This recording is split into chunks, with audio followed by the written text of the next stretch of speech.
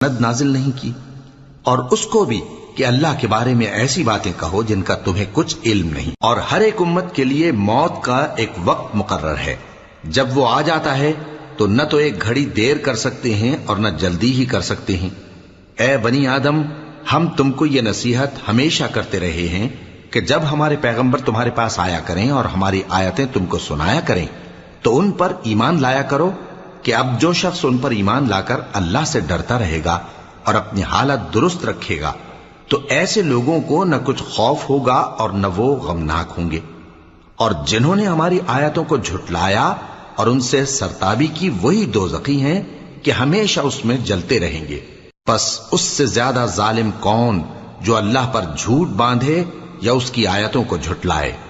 ان کو ان کے نصیب کا لکھا ملتا ہی رہے گا، یہاں تک کہ جب ان کے پاس ہمارے بھیجے ہوئے فرشتے جان نکالنے آئیں گے